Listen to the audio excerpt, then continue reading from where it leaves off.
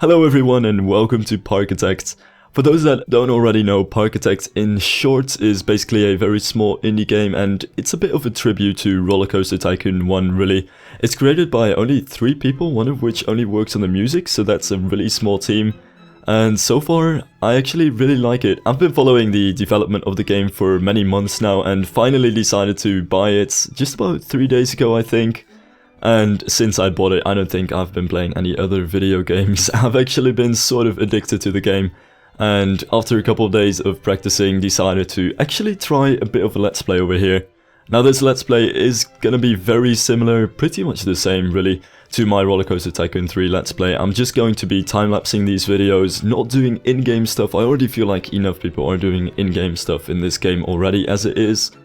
And I really want to try this. That being said, this will be a bit of a experimental park where I just see if this style of making videos is really gonna work in this game, and whether I am gonna be able to actually work in this game and actually create some nice stuff, or just completely fail. In which case, we are still in the pre-alpha of this game, so if it's too bad, I suppose I might just try and build a new park for the beta and for the full release, and stuff like that.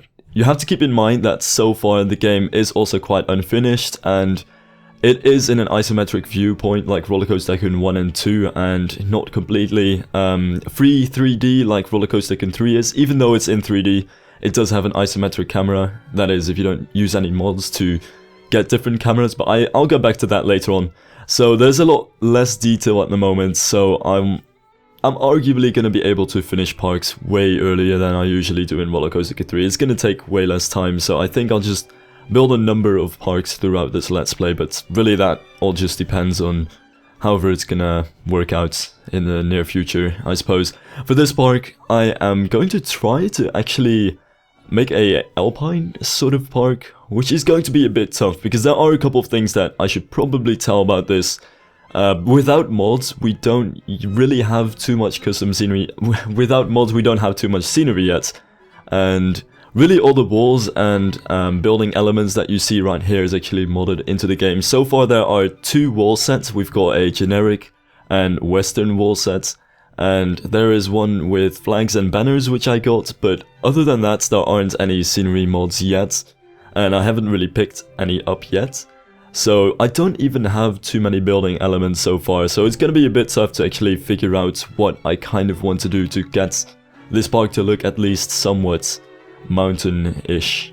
Though I do have to add, one thing which I already really like about this game is the fact that you can see all those different posts, and those actually all just part of simple wall pieces, but since this game actually doesn't really use any advanced textures, it's rather textureless. It's not completely textureless, but they're very washed out.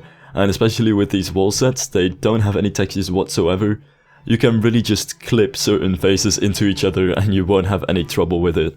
So, yeah, and already, even though there are just 2 building sets, there is already, well, the possibilities to get a lot of detail into your park, and I really like it so far.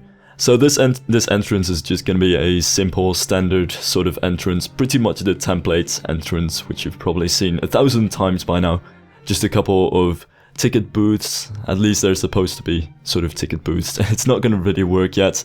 There aren't specific pieces like that, but it gets the idea across, I suppose, especially from the simple isometric view like this. And behind this, I am planning to have a small, simple main street. I'm not going to make it too similar to the Disney Main Street. This park I plan should be more of a park that's built throughout the years rather than planned ahead like Disney parks are. So I'll get a simple Main Street in and make it look a little bit similar, symmetrical, but it's not going to be completely like a Disney park. So there won't be buildings all around it, and I'll already get some attractions in pretty soon into the park. And that's pretty much my planning so far. One thing which I do have to add though, there is not a lot of choice yet in foliage. There are a couple of simple pine trees, there are some poplars and just regular sort of trees.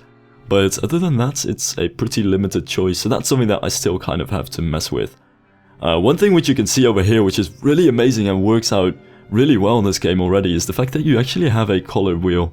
Rather than with Roller Coaster Tycoon World so far and Roller Coaster Tycoon 3 and actually all the Roller Coaster Tycoon games so far, you actually have a color wheel from which you can choose your colors, so It's practically limitless colors. The one thing which should still be worked on is the fact that you can actually have a palette, because right now I am actually saving my colors into a notepad because you can't save any colors within the game. So just to be able to actually get the same colors, I have to leave the game every once in a while and actually get my notepad file with the exact colors that I want. Which is why sometimes the video pauses for a little bit. So that's a bit of an explanation for that.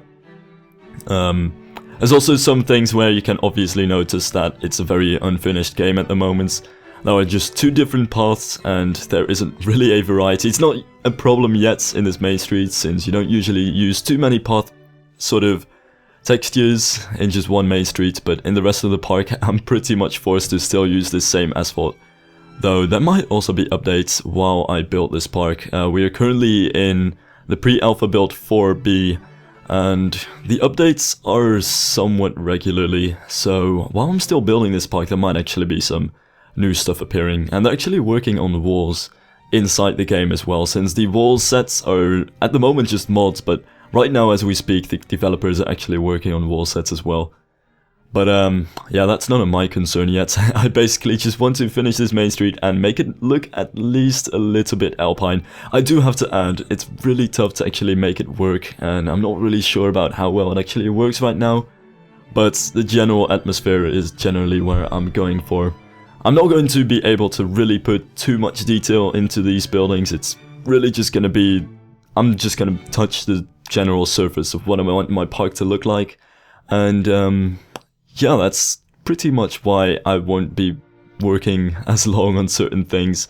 Though I do have to add also, that's what I feel the charm is to this game, because right now I can't even explain the fact that I've been playing this game for 3 days in a row and I'm still not getting tired of it.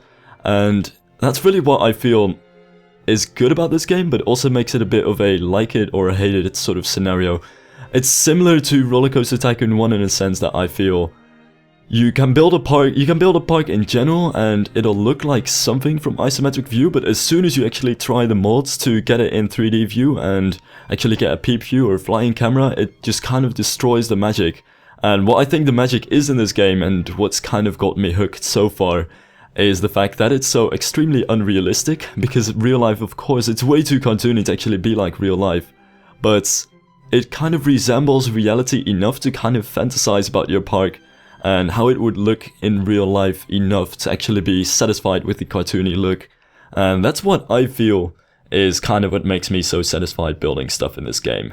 And probably the fact that it's much easier so far than in Roller Coaster Tycoon 3 for instance, or even Roller Coaster Tycoon 2, since you don't have to worry about all those small details or even the annoying hitboxes that those games have, because the hitboxes are actually collision detection in general is actually something that you don't have with all these objects, which I really like so far.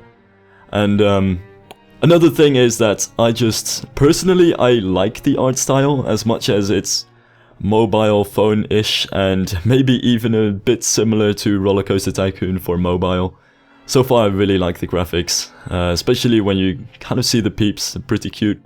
And it's a bit of a love it or hate it sort of cartoony look, I think, but I love it so far. And here's when I actually tried to have some Austrian sort of alpine buildings, but this is where I am just going to fail on every single instance where I'll be trying to actually build alpine buildings, because some of the fundamental pieces, of course, that you want for an alpine theme are simply not there. Since there is a Wild West set, you can actually have those western facades and things like that, but you can't have overhanging roofs that alpine buildings always have, or the little alpine building clock towers. So there's still a lot missing to actually make that theme work, but it's something that I'm willing to sort of mess with. I didn't want to just make a western themed park. It's kind of not willing to do that, since it was already a theme that you got within a building set, and I didn't want to exactly copy that. But yeah, the main thing which I'll be focusing on in this park is just general park planning, which this game is probably going to be better for than Roller Coaster Tycoon 3, in a way also similar to Roller Coaster Tycoon 2. Much more focused on the general look of things rather than the very individual buildings and very individual, well, everything, really. So that's also something that I'll be focusing on. I might actually finish this park within about 20 episodes. That might actually still be too many. Might actually be very shortly. But yeah, that's the general planning. And if there's anyone who also plays Parkitect, by the way, and has any tips on what I'm building, because I'm far from perfect and I only have this game for a couple of days, then don't worry to shout that my stuff sucks and tell me what to actually do instead. Because I would still like to improve on this. One of the main issues that, I mean, not one of the main issues, but one of the main things which I still want to do in this game is improve, which I think I'm doing with pretty much everything I build. So yeah, I always like getting feedback, whether it's positive or negative, it's always something I can do something with.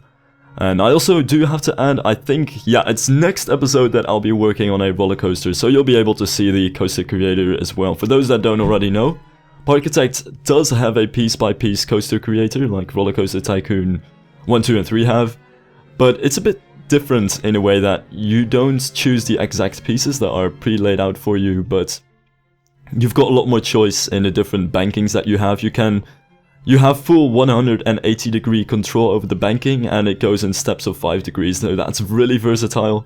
And there are actually, you can go from a slope to a straight piece and curve, and go to a different bank as well. It's really hard to explain it, but you'll see it later on. It's very versatile, much better, I think, than the editor of Roller Coaster Tycoon 3. At least that's been my experience so far. But yeah, I'm almost running out of time. The last couple of things that I wanted to do over here was just simple detail placement, which is actually quite handy. Many of these very small path elements like park maps and signs are actually off-grid, and they don't have collision detection, so you're very free in where you want to place them, and that makes it so much more versatile. Really like that so far. But yeah, this is it for this episode, so thank you guys for watching, and I'll see you guys in the next episode, in which I'll actually be building a junior coaster. So see you later, guys.